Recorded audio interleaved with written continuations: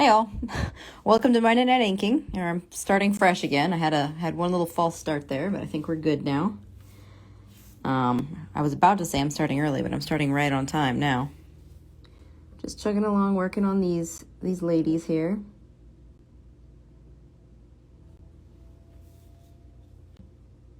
Get the neck muscles here.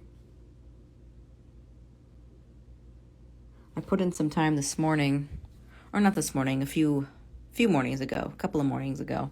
Wow, everyone's jumping in. Hello, hello. I was just saying to nobody that I had started studying necks in my morning anatomy study. I was feeling a little more confident there. At a certain point in head studies, it becomes difficult to get everything right without understanding the neck better. Just like in a certain stage of hand studies, it's very hard to understand the hand if you haven't also studied the wrist. So necks and wrists have sort of become important at this stage in the development, which is good. Andrew J. Brown says hello, hello. Hello to you, sir, as always. Let's get this eyebrow in here.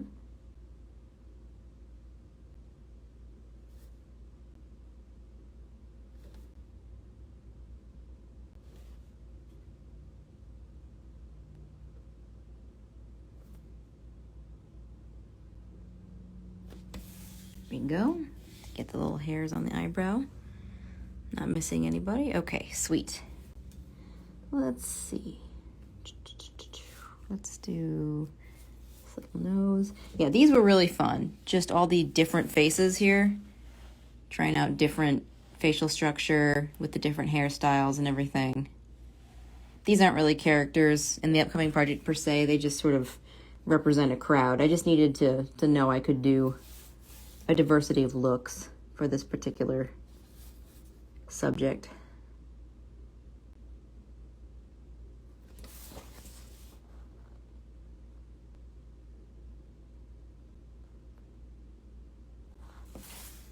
But yeah, as you can see, the anatomy studies are really, really paying off.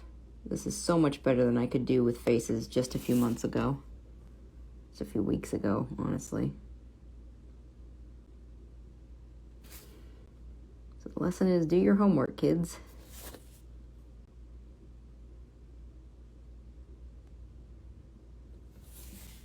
Little nose.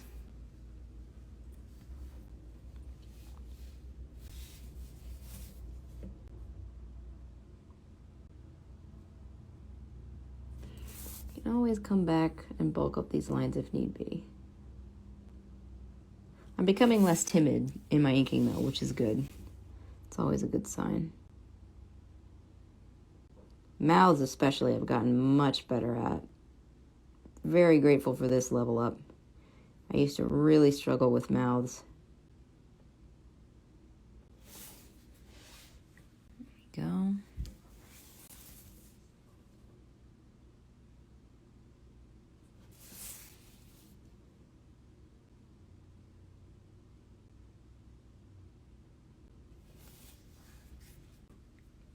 Better.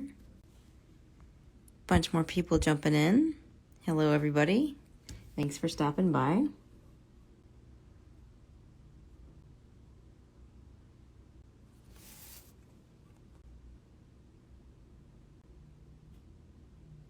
There we are. All right, let's get this under neck render here. There's a couple ways to do this, and I still haven't settled on quite my preferred way, but this is one of them.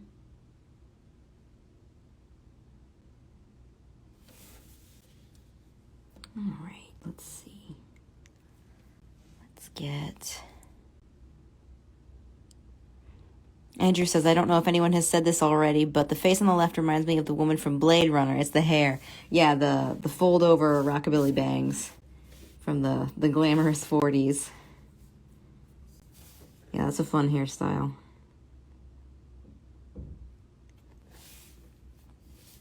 Let's see, this could be a little bit heavier.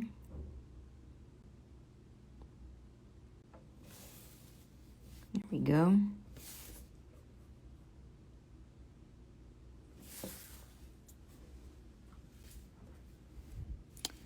And let's see. Get the front of the ear here, just so we don't mess them up when we do the ear.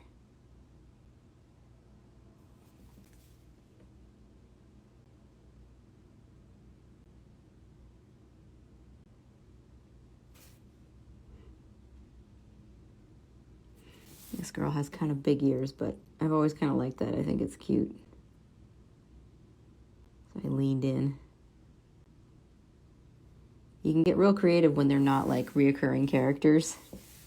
You get real fun with the features. Joy Teeth bought a badge! You spoil me so much. I appreciate it. What are we doing here? Let me finish this ear.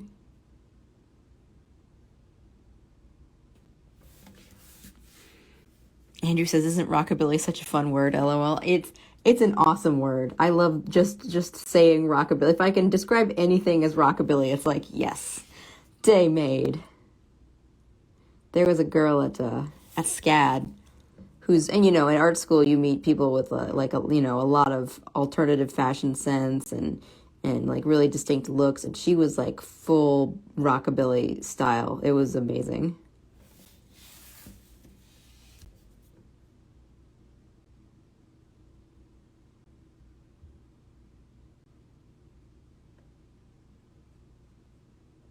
Well, we're making a lot of fun progress over on my end of the world here. Doing like all the designs for my Kickstarter that I'm teasing you all with. Zach and I have done some of the advanced recording for our podcast, so that's underway. We're working on the logo now. We're going to have, the Patreon is ready to go. All that is ready to go. Zach and JC did their advanced recording for the first episode of their show, Blacklist Underground. It was really fun. I watched it. It was informative and entertaining and just really fun to watch. I really just fell right into it. So I think that's going to be a really good show. Like, Zach and I's show is going to be like fun and silly. I mean, you've seen how we do, but I think the Blacklist Underground is going to be very informative and interesting in terms of the world of comics. Oh, Firehawk's here. Bunch of people are jumping in. Hello, hello. All right, let's see. Let me do these eyelashes before I forget, and then I'll do the eye, but I will use a pen. Let me get some nose shadow here.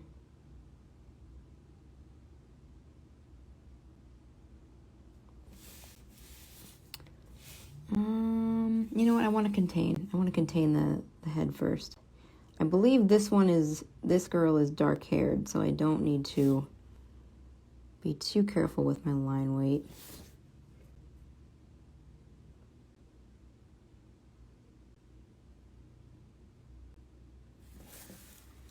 There we go.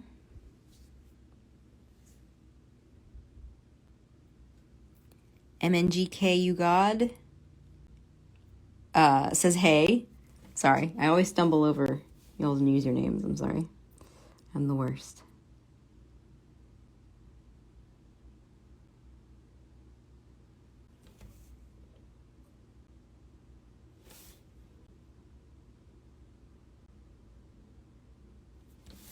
Little hair clip right here. Oops, I did a smudge. Where's my eraser? There you are. Come here. All right, here we go. Let's get rid of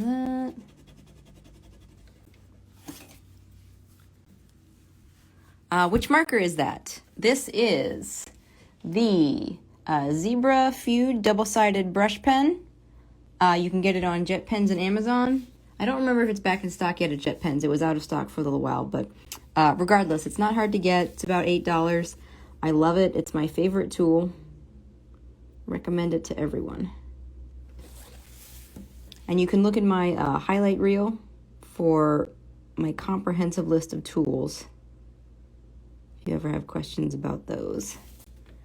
All right, I said I was going to do the eyes, so that's what I'm going to do. But let me, I want to tweak this a little bit.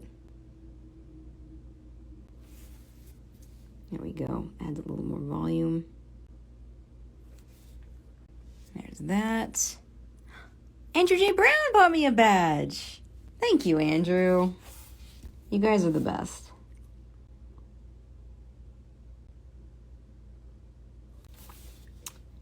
All right, let me do those eyelashes. The angle of the eyelashes, and I'm not very good at this, so I'm not saying this in like a teacherly way. I'm saying this like a trying to get my own head around it way. The angle of the eyelashes has so much to do with the direction the eyes are looking, and therefore the direction the lid is angled, if that makes sense. Like if the eyes were looking down at all, see, like this lady's eyelashes are more straight out because she's looking more straightforward. Her eyelid is more relaxed. This lady's looking more up, so the eyelashes are going to curve more up like that. Andrew says that pen just makes the most satisfying lines. It does. That's a lot of why I love it so much.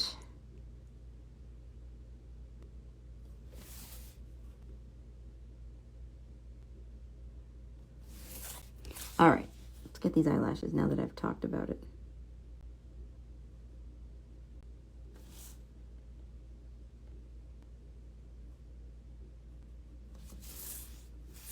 There we go.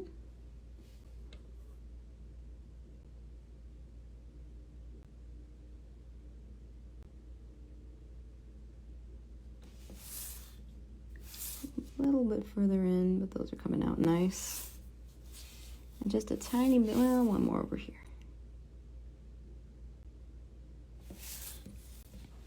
There we go. There's some nice eyelashes. I only smudged a little bit. The face under the one you're working on has a McFarlane vibe. This one? Maybe. I sort of see it. I see more Andrew Loomis. But, no, I see what you're saying. And you add, which is a compliment. Yes, no, I appreciate that. Let me see. Oh, the bottom lashes. Just a little doink.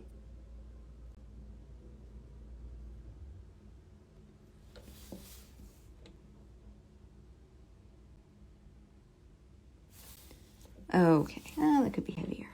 I think it's just the whole lid itself.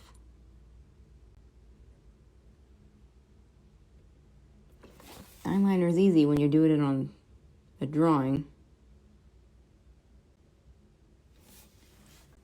All right, gonna do those eyeballs. Oh, somebody said something. Okay, Andrew says, oh, you know what I've had the hardest time finding on jet pens and art stores? An oval template. They all have circles and French curves, but no ovals. So you mean like ellipses? I do have an ellipse template here. I don't know if I've ever really used it. The thing about ellipses is there's a million varieties of them, so a template is really not that useful. Depending on the perspective of what you're working on, it's not gonna... like they change with perspective is what I'm saying. So if you're doing like the top of a cup, for example, where's my Yoda? Here it is. So like here's the baby Yoda I finished. If you're doing like the top of a cup, this is honestly not even a very good one. I sort of half-assed this one. If the perspective was changed at all, if the horizon line was any higher or lower, this would be narrower or wider. So that's why you don't see a lot of ellipse templates, because they're not a standard shape. They're extremely variable depending on the perspective of what you're working on. And what you have to learn is, as part of studying perspective, how to draw ellipses, which is its whole a whole study in and of itself. Which I will be the first to admit is not the most fun thing about drawing. Figuring out sort of the science of it, like how to draw ellipses. All right, what do we got here? It's nerve-wracking.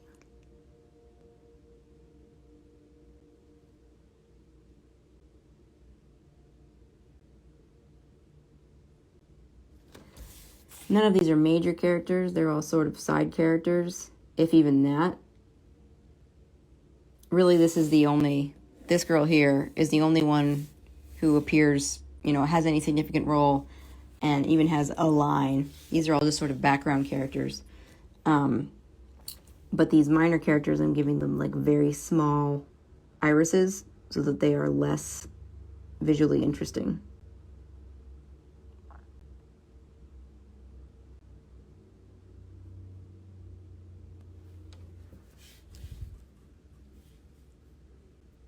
Joey says, do you use reference for any of these? Not really. I will have sort of in the back of my mind, oh, I want this girl to be like, you know, sort of like a wide-eyed, innocent sort of look with like a little round little button nose, like a Disney nose. And I want this girl to have a more lean face with, you know, with strong brows and a wide mouth and noticeable cheekbones. And I want this girl to be sort of glamorous looking, and you know, this girl to just, you know, I just sort of go with it. Again, like I was saying earlier, once you've learned the basics of face structure, you can sort of manipulate it however you want. And this was actually, all of these ladies were surprisingly easy to do. This is my first real stab into just drawing a whole bunch of faces since I started studying face anatomy, especially women. So this was a real positive experience. But like I said earlier, you can draw anything once. It's easy to draw someone for the first time. It's drawing someone again and again and again and again and again and again and again, and keeping it looking like them. That's sort of where the challenge comes.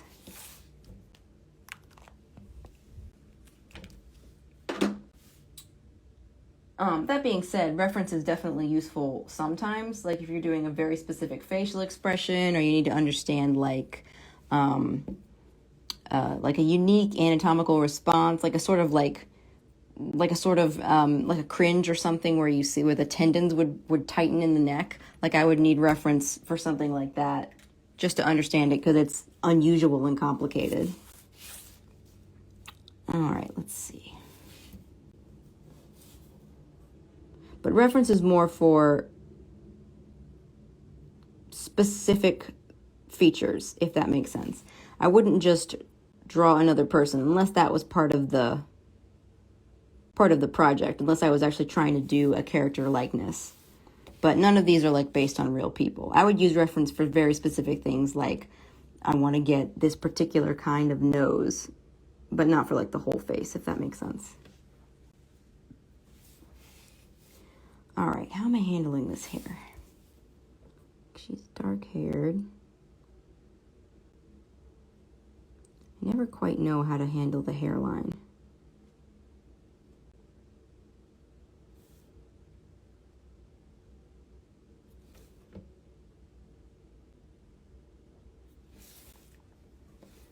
All right, so that's going to catch some light right there,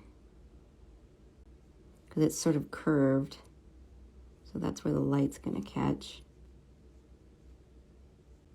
But not for long, because it's going under this fold over. So let's see. So there's that shape. So this is probably going to be solid black, starting right about here. This is going to cast a shadow, so that's black. Okay. Joey says, makes sense. They look great, all very unique. Thank you. That was the hope. It was very exciting being able to diversify this much. All right, so let's see. The lights are going to hit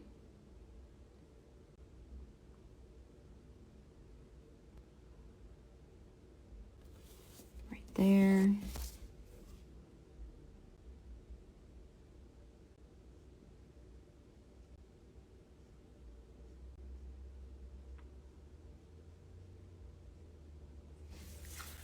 Works pretty well.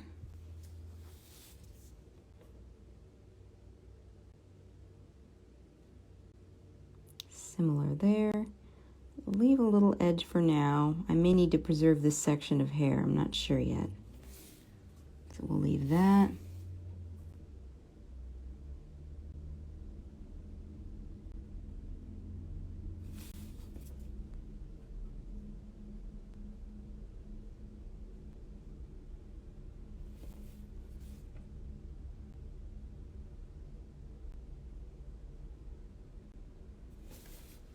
There's that. So we got more highlights on there. This could be a little bit heavier. So we turn away from the light.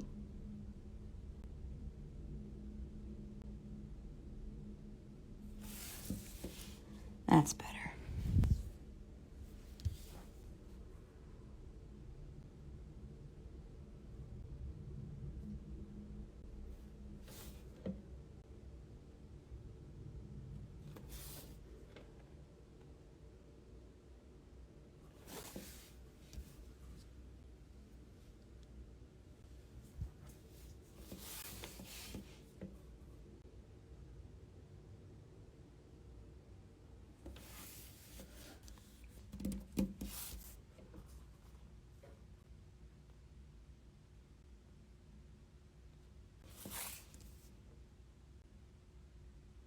See, I do always end up coming back and doing the lines heavier. I need to eventually get better at doing my line weight accurately beforehand. That's a real smudge there on the nose. Javier, amazing work. Thank you. Yeah, I'm sorry, I don't speak Spanish. I saw your first comment and I wasn't sure what it said. I apologize. Okay, we're back. Shut off for a minute there. That's nice. That's coming out nice. Okay, let's see. Pull that a little bit more.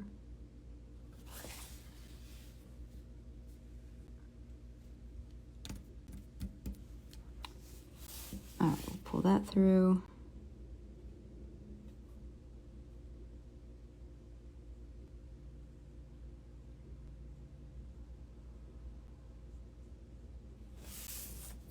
A little bit of detail left in there. That works. I like that. Pull this through.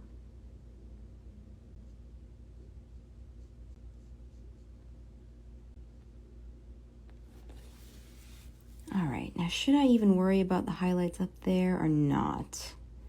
Not even sure.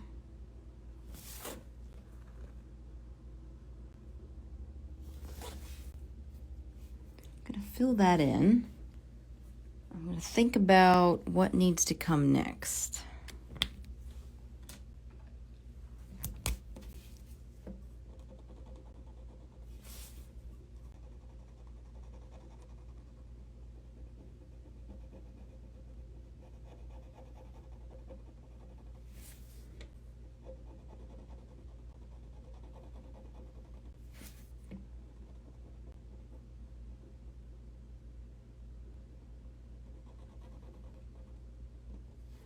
All right, that needs to be cleaned up. That part of the hair doesn't really, it needs to have some like volume to it to retain a lot of highlight. This part of the hair is very thin. So I'm going to bring that way down.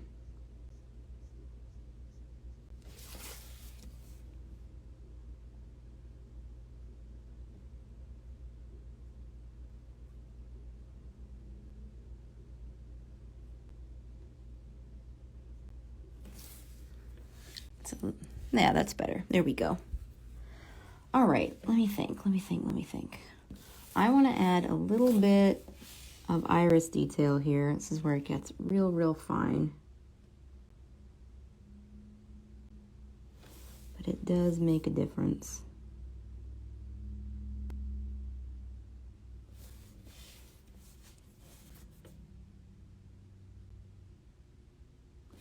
She's starting to look a little like Katy Perry. There. See those tiny eye details, but how much they help. Let's see if this smudge will erase. It looks much worse on the camera than in real life. All right. I'm going to let that sink for a little while and start one of these others.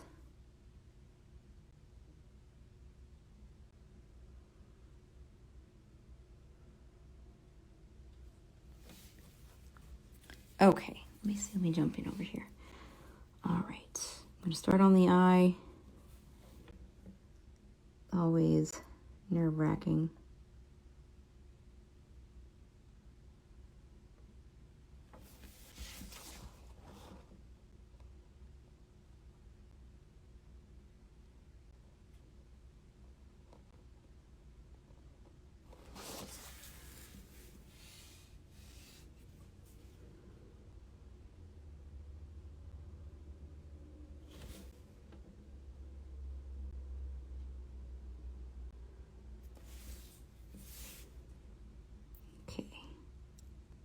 The lid fold is just as important to the eye expression as every other part of the eye.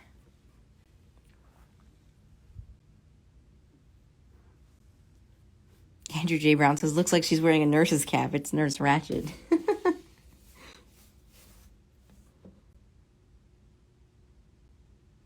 The 40s had some interesting hairstyles. I will give them that.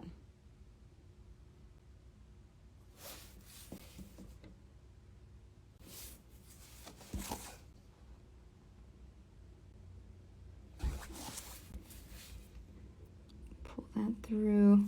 Of course, if you've got big enough eyelashes, that lid fold is sort of obscured. Oh, Xanabon's here. Hello.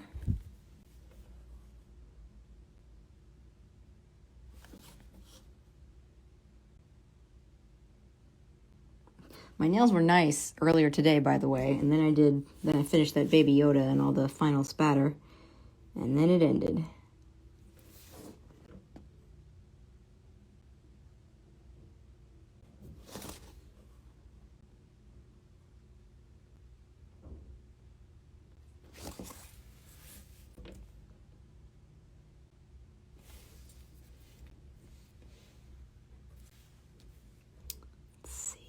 A little more here.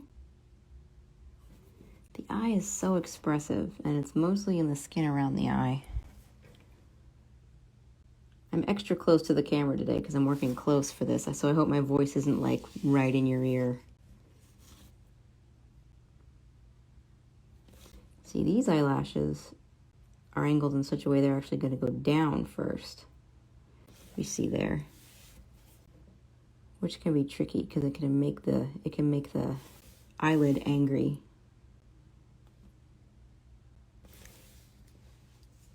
It seems okay.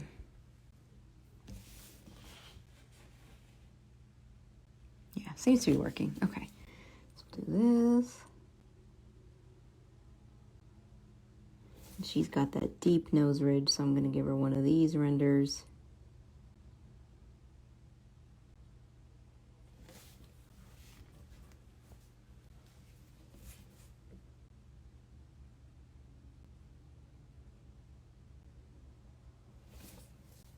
Go. This right here.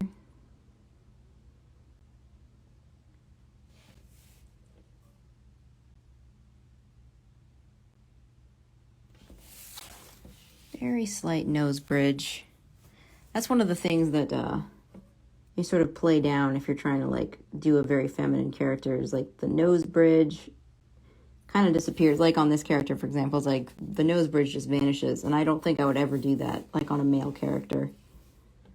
That's one of the things about cartooning. Okay, somebody said something. Andrew says, so I planned this, but it fell through, and I don't know if it'll happen, but I was going to live stream a drawing and was going to have black nails as a tribute. Oh, you're the best, dude. You do exactly what you want. What part of it fell through? You need to go buy the nail polish? And, okay, I'm going to try to say your name here. Ali, thanks. Bought a badge. I'm so sorry I can't say your name properly, and you bought me a badge and everything. Thank you. What was I doing here? I was going to do the nose. That's right, I was talking about how you change up features for more feminine or masculine features. And it doesn't even have to be like specifically gendered. It's just like these are the sort of the features that more visually in a cartoon, in cartooning and drawing, sort of read as more feminine or masculine.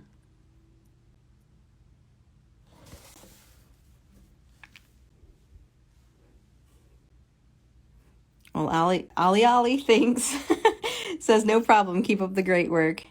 Andrew says, I got the nail polish, I just haven't had any good days to stream. Oh yeah, that's the real problem with streaming, is choosing the day.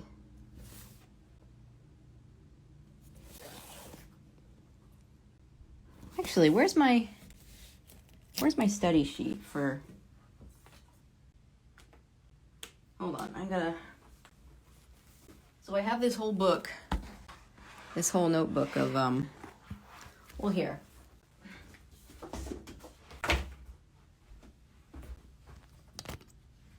You're leaving the phone stand. This is an epic day. So this is my whole notebook of, like, studies so far. I just keep track of them because, like, there's no point in doing all these studies and, like, taking all these notes to teach yourself with if you're not going to reference them. So I started doing this, being really proactive about this, and it's actually been really helpful. Because when I get to something like, I don't remember how to do eyebrows, and I figured out how to do eyebrows a while ago, I could just hop back in and look at my previous notes. So where was I? Oh, I was going to show you what I figured out about... Oh, okay. So this is when I transitioned from studying men's heads to studying women's heads. And let's see. So my observations from the start were a lot less chin under the mouth is fine. So like this area in here can be a lot smaller. That's actually kind of large. It can be much smaller than on a man's head, for example. Let the bridge of the nose drop out. Yeah, that was what I was saying earlier. So the neck is thinner. The brow bone is less prominent. So you get less of the, see where the eyebrow, the ridge of the brow bone pokes out. That's also going to be, you know, stereotypically much stronger on a male face. Mouth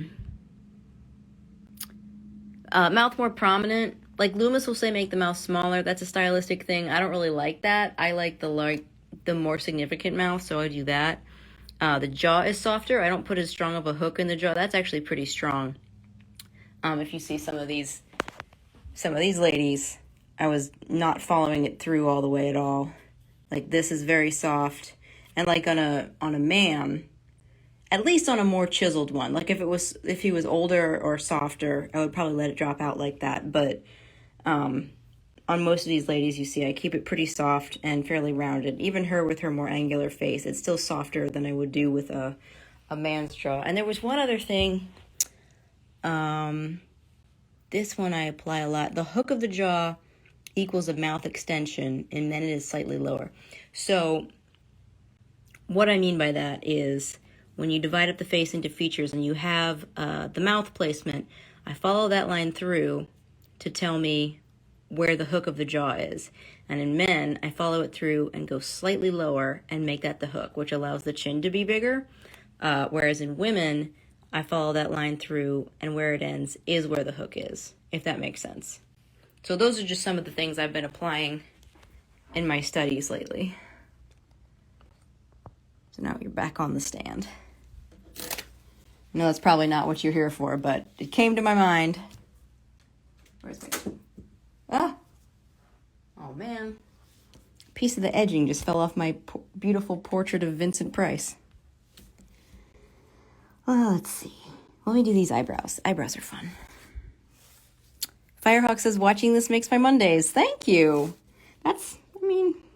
I'm glad to hear that, but I hope Mondays are the most boring day of your week so that that's not actually that exciting for you. I hope your other days are all fabulous on their own and don't need a random live stream to cheer them up.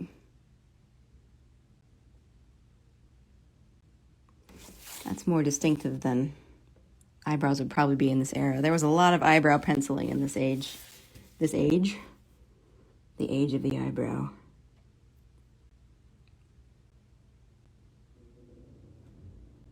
Of course, I'm one to talk. I have dark enough hair that I should have eyebrows, but I really don't have eyebrows. They barely exist.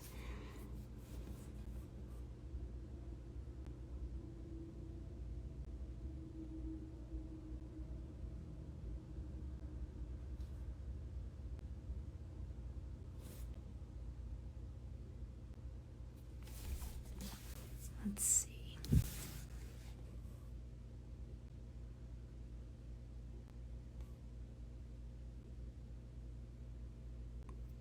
This lady is also pretty dark-haired, I think. Well, yeah, obviously. I mean, I rendered it all beforehand. Yeah, these two are the only blondes. I should have done some intermediary colors, some in-between colors, some like brown or like redhead or something. And what you do then is you do like medium rendering. You sort of halfway fill in the hair, if that makes sense. Because those are in-between values.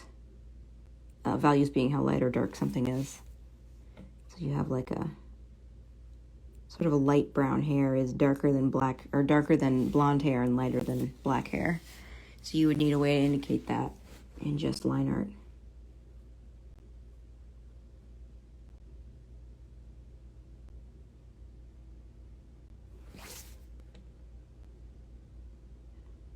She's the only one without a neck, isn't she?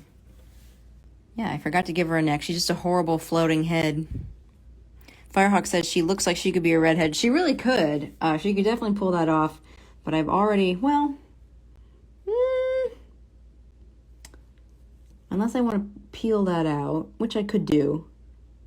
I'm going to try. I'm going to give it a shot and see if I can do an intermediate value for her hair.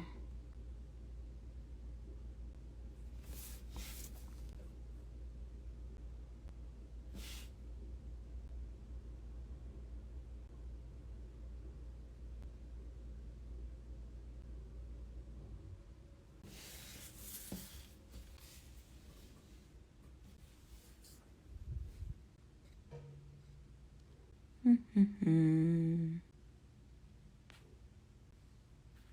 right, sorry, I had to check something there. Okay, containment line. So we got the light coming from over here. So it's going to be thinnest on the round of the forehead. Can be heavy again under here. Lighten it up.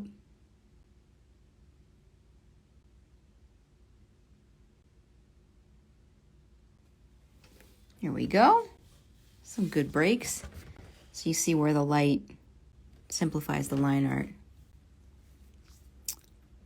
Xanabon says, hey Clara, I like the fact that you start with the finer details first and then work in the general shape of the head. I do it backwards and find myself getting lost, lol.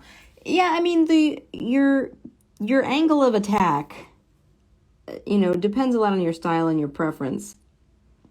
I got some good advice from Chris Bruner, who is an amazing artist, and I had the privilege of having him as a tutor when I attended SCAD. He always starts with the eye or whatever the hardest part is. And part of that is just for the sake of the work that, at your freshest, you give your best attention to the most sensitive detail. And also just for human laziness. So you don't have to keep worrying about it as you're working through the drawing. But the hardest part is still coming. And, there's a thing where some of you will have experienced this. There's a thing where you build a drawing as you go, and you're going to build it around the important parts. If I started on some random detail and built out from there, the drawing wouldn't come out as focused somehow in a subtle way as it would if I started on the eyes or whatever the focal point was. So basically, the rule that I've been following is to start with the focal point, and that lets everything else fall in place just a little bit better, just a tiny, tiny bit, but it adds up over time. And it's less stressful because you get the most intimidating thing out of the way immediately. But all that being said, like I mentioned earlier, it's a matter of style. It's however you want to do it. As long as you're not doing it for the sake of easiness or any kind of laziness, as long as you have an actual reason for what you're doing, it's probably a good thing that works for you.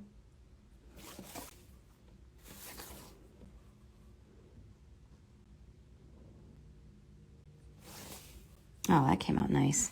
The little tick at the end of the mouth does so much for an expression. The way you angle it, which way it's going, up or down or relaxed or whatever, that can make a world of difference. I think this is more curved in.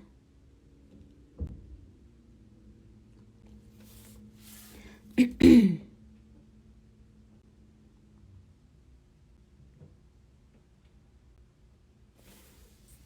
we go. That came out real nice. Yeah, that's a longer mouth. I had trouble with long mouths for a while when I was first studying the heads. And I'm very pleased to see that it looks like I have learned it. I seem to have learned it, y'all. Well, look who's here. Look at this stranger, Mr. Space Frenzy. I was just explaining to the folks what I've been learning about faces. Let's see, I'm going to do that eyeball. I was showing off my study book. Since I just started women's faces.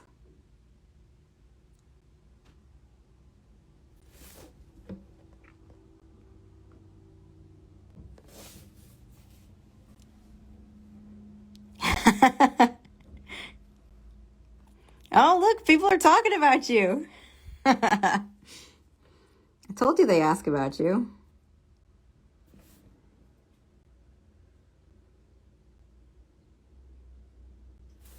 I'm going to end up wanting that to be heavier eventually, but we'll see. Bulk that up a little bit.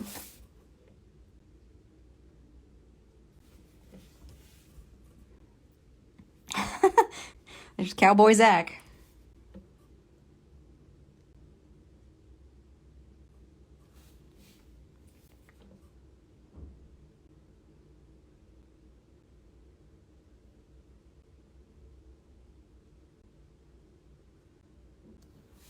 All right, tad sloppy, but I can work with it. Oof, don't make a mess. All right, let's put in these little pupils. They're all unimportant characters. You get tiny pupils.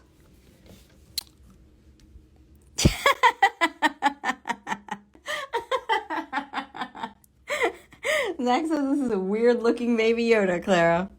You're right. I put a full wig on Baby Yoda. Baby Yoda got into Mama's makeup. Let's see. My favorite part of the eyeball is putting in the highlight. My beloved Posca. Let that dry a little bit. Go around it. All right, I gotta get real about this hair.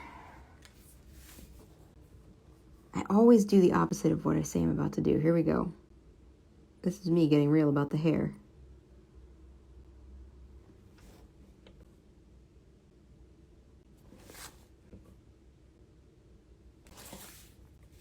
There we go.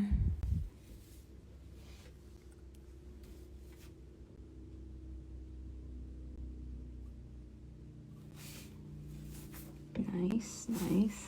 Let's let a little bit of light cut through here. There it is. Zach, all my mouths are starting to look like the way you do them. You did this to me. All right, let's contain this.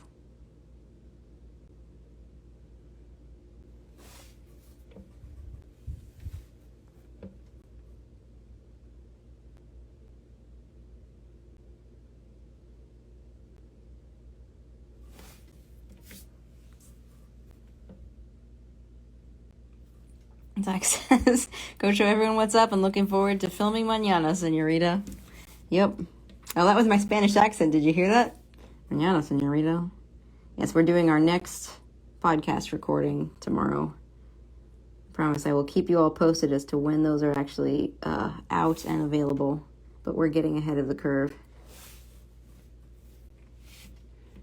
All right, let's see.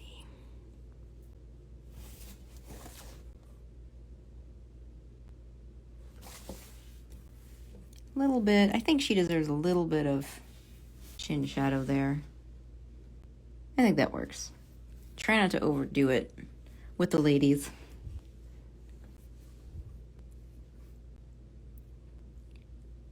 Connor Sisuski, again, sorry about the name. Just followed you like a week ago, and you do amazing work. I love your art style so much. Thank you. What a nice thing to say. I appreciate that. What made you follow? The Baby Yoda reel is bringing in everybody lately, but it's starting to lose traction. And the other reels I made recently are not as popular. But social media is a fickle mistress. All right, let's see. How am I going to make this lady redheaded?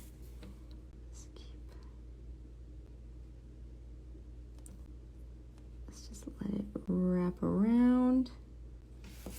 Just keeping in mind the light is coming from like in front and down. Connor says the Baby Yoda reel, LOL. Yeah, I mean that thing, I'm not even kidding, got me like two or 3,000 followers very rapidly. It's I understand now why people sell out. I had not been planning on ever drawing Baby Yoda, just as a contrarian move, but then one of my regular fans commissioned me to do a sketch card. He was also the one who commissioned me to do the Ahsoka sketch card that I did shortly after that, so I had to, of course, do it. I figured I may as well take full advantage of it, make a reel, see what I could get done. And of course it brought in the throngs. But oh well. I'm grateful for all of them regardless of how they got here. So you're very welcome, Connor. Welcome on board. I'm happy to have you. Firehawk says, so lighter lines make for lighter color hair? Not necessarily. It's just less, more dispersed lines. If like feathered rendering is going to read as gray. Like under the chin here, for example, that reads as a soft shadow. It doesn't say solid black. It's just like sort of a gray. So the further apart you spread those lines, the more they're going to read as a lighter value. Like if these were, like value means, like I was saying earlier, like how light or dark something is. So if you think of it in like black and white, for example, if this shadow represented by gray and I wanted her hair to be a medium value, it could be, I could render it as a gray with more spread out lines, and that would communicate this is between dark and light, if that makes sense. I think I over-explained that. But yeah, it's just it's more the density of the line. Now the dispersion of the line. How close together they are.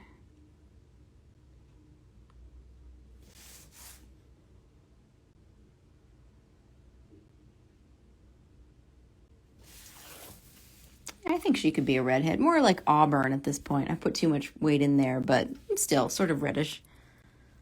Ballsy Man, you got a great name.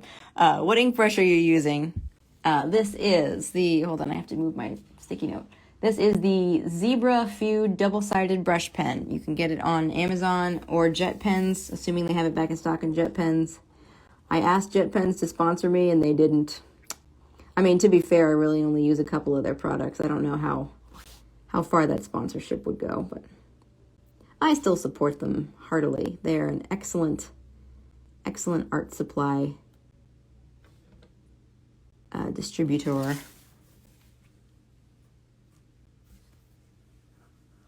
Are there a lot of scenes with background characters in your new book?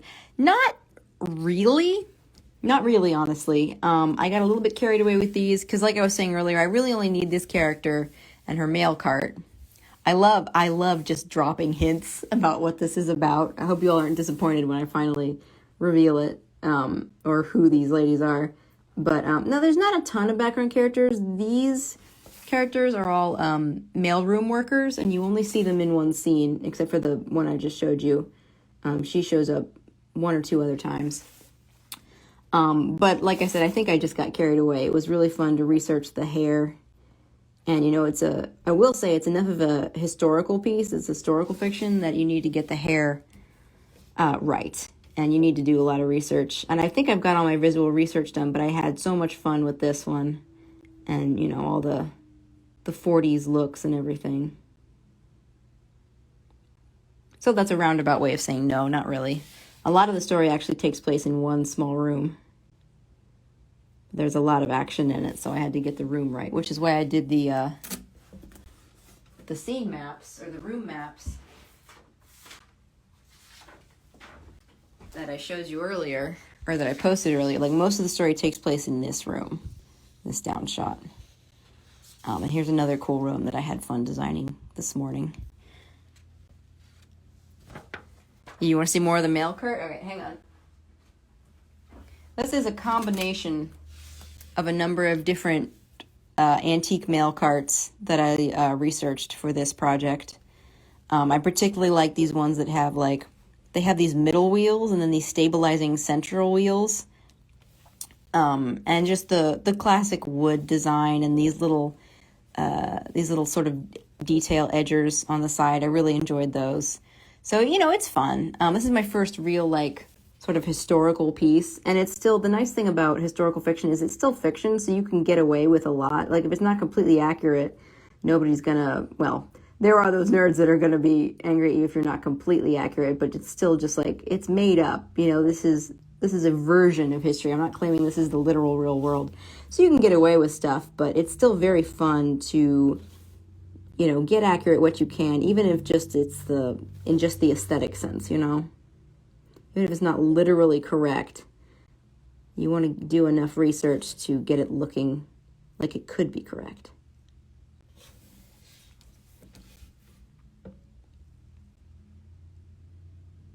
Any Southeast Asian African American characters?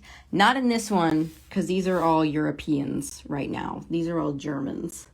That was the disappointing part about this, is that I didn't get to diversify ethnically much with this cast. I did find some places for them, actually, but they're just not on this page.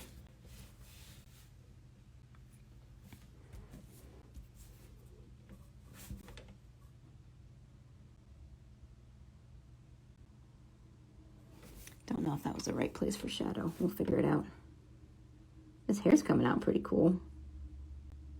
Thank you, Firehawk, for challenging me to make this a redhead, because I wouldn't have bothered, and now it's coming out kind of cool.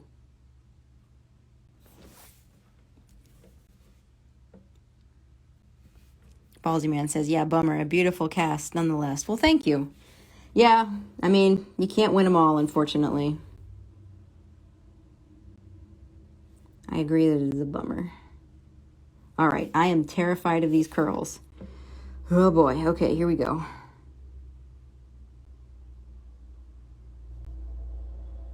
Actually, I did some curls pretty decent on that Betsy Ross cover.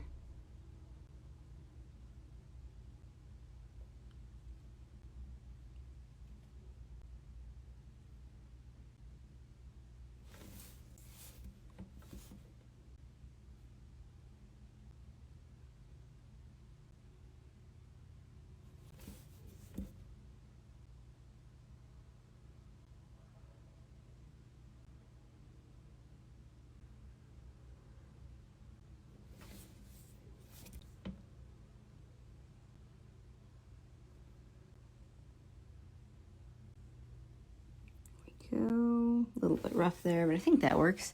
Wow, that's actually coming out. Research and attention to detail is tremendous, as always. Very cool. Thank you. Oh, Firehawk says World War II story. You got me. You got me. I figured it out. See, my people here are too smart. I can't hide anything from you guys.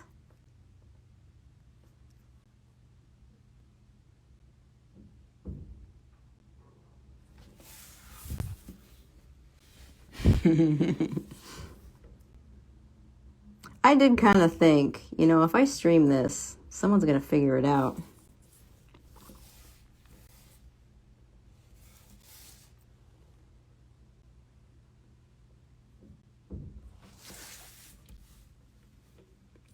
Firehawk says that's exciting. I hope so. I like me some mad science in a time of tumult.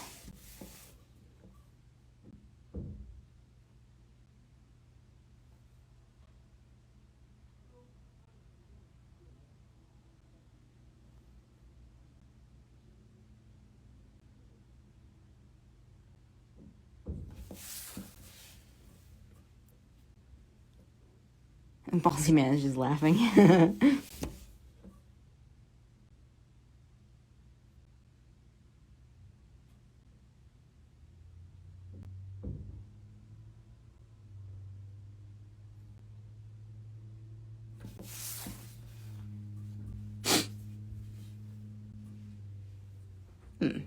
That's actually coming out pretty nice.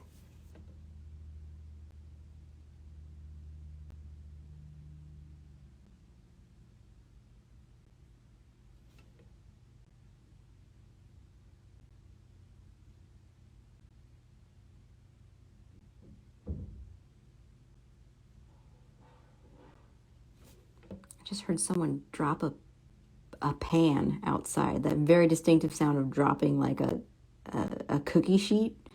Who's just carrying around a loose pan? All right, so there's going to be some stray hairs. That'll help sort of naturalize it.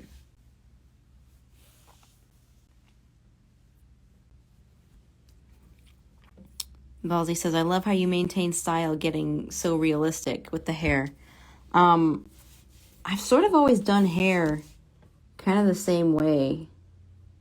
I had a professor in art school who always rendered the hair like this. And at the time I thought it was crazy, but she did it so nice I thought I'd give it a try, and I got stuck on it.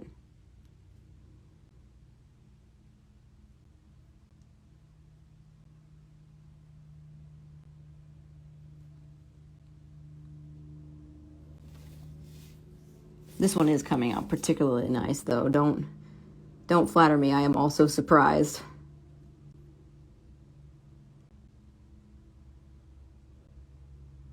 All right, this noise is a little bit weird here. Alexa DX says, so beautiful. Thank you.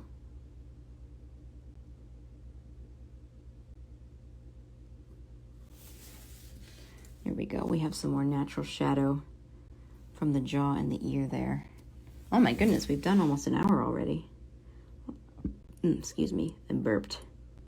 Save my burps for Zach live stream.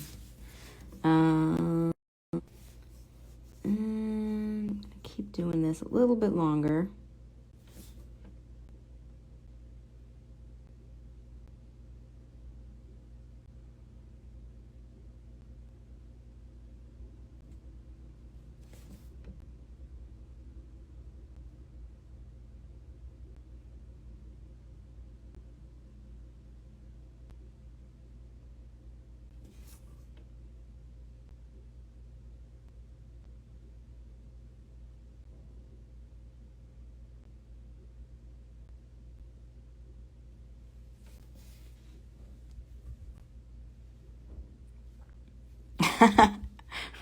Glover says, because she's ginger, the hair is great. That's how it works. That's how hair work. So I've heard. People like me without ginger hair, our hair sucks. I'm just giving you a hard time.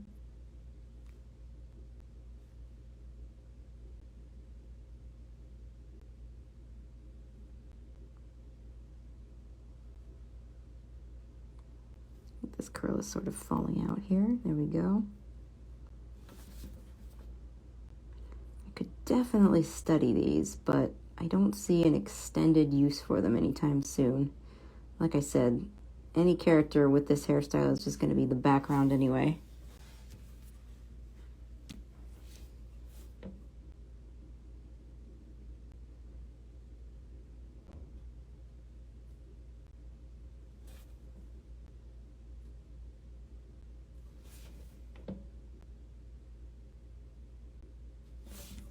Got a little sloppy there. There we go. All right, I'm going to finish this one and then we'll wrap it up here. Oh, that was awful.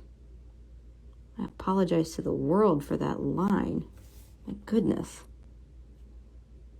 All right, blended it in. Shame on me.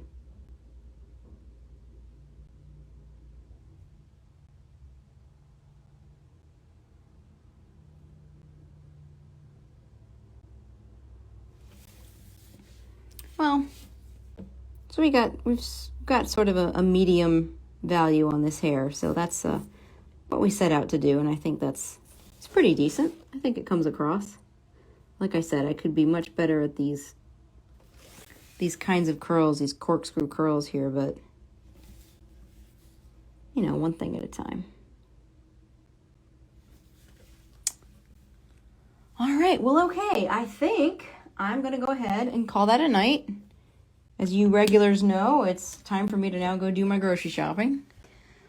So there's those ladies I inked tonight with you guys. Thank you, everybody, for stopping by. Thank you especially to those of you that bought badges. That's always appreciated. And I will see you guys next week.